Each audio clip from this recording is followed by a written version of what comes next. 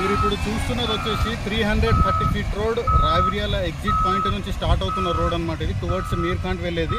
మనం ఇప్పుడు ప్రజెంట్ కొంగర్ కాలంలో ఉన్నాం అనమాట. లైవ్గా చూడవచ్చు అనమాట మీరు వర్క్ ఎట్లా నడుస్తుంది ఏంటనేది. చాలా మందికి ఏంటంటే 330 ఫీట్ రోడ్ ఎక్కడ డెవలప్ అవుతుంది, ఎక్కడ ఉంది అనేది కొంచెం డౌట్గా ఉండే.